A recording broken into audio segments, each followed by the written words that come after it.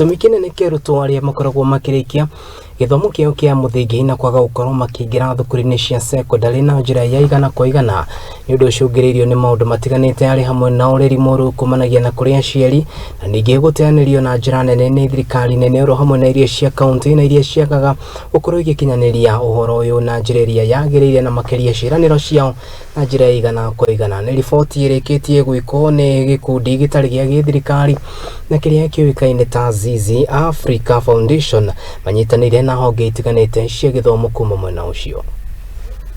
1 2 3. Tuko hapa leo Vocational Center kujadiliana sababu ambazo zinafanya wanafunzi wasitransit kutoka primary mpaka secondary 100%. Kuna challenges kadha wa kadha. Challenge kubwa sana ni parenting. Mzazi inafaa atilie mkazo watoto waende kusoma, lakini unakuta mara nyingi wazazi wanavivia, wanawacha watoto nyumbani wakihangaika, wakifanya mabiashara duni. Jambo lingine ni kwamba infrastructure kwa zile shule especially high school ambapo watoto wanapelekwa inatakana ijengwe, kwa sababu hata ile percentage ndogo ya watoto ambao wametransit kule wanaenda kuna challenges.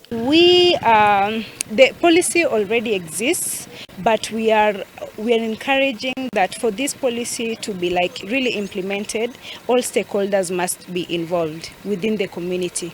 I know there's a lot of work that is being put in with the different communities to ensure that there is transition rates, but if we could continue working collaboratively, multi-stakeholder engagement is really important for this exercise to be a success.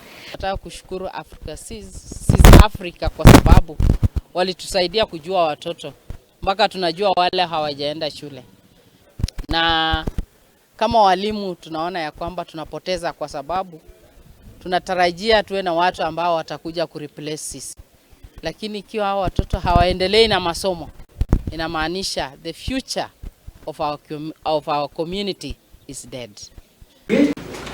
This is a very healthy discussion. It is very nice, so that whatever is captured here can also assist in policy making.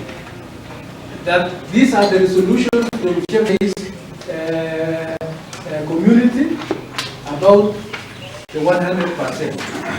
It is good we are getting now the feedback from that survey. That will now inform how we shall move forward, going forward from now henceforth. Colleagues, God bless you.